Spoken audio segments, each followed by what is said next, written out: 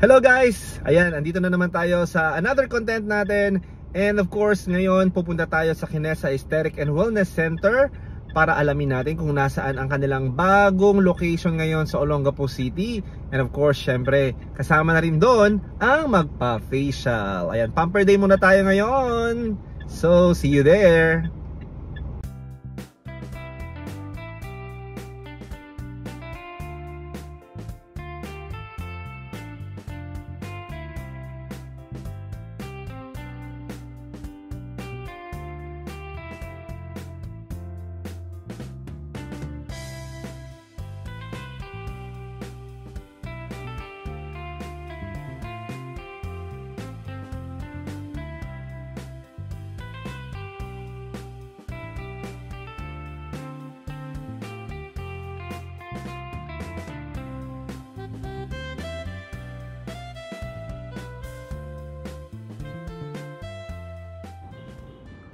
And yes, ayun nga, nandito na tayo ngayon sa Kinesa Aesthetic and Wellness Center sa bago nilang location. So, napakaganda po dito, napakalinis. Tingnan nyo naman.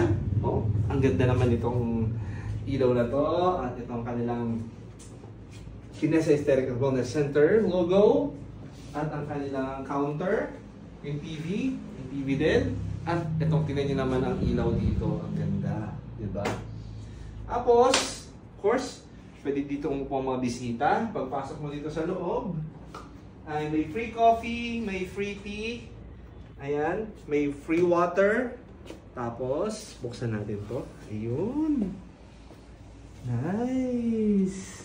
Very malinis at comfortable kapag ikaw ay pumunta dito. Ang ganda ng kulay.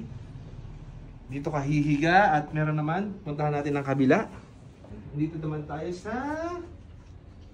Ayan, ang ganda naman dito. So, 2 divisions to.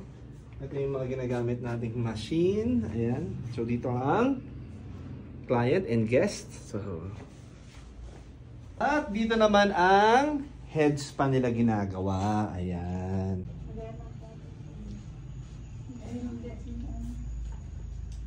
Pumasyal po kayo dito sa Kinesa Aesthetic and Wellness Center. At dito naman ang kanilang pantry. At may CR tayo, okay? So, ang ganda, malinis, at bagong-bago, ang bango-bango dito sa Kinesa Aesthetic and Wellness Center. At ako po ay magpapa-facial, kaya let's do this! Let's go!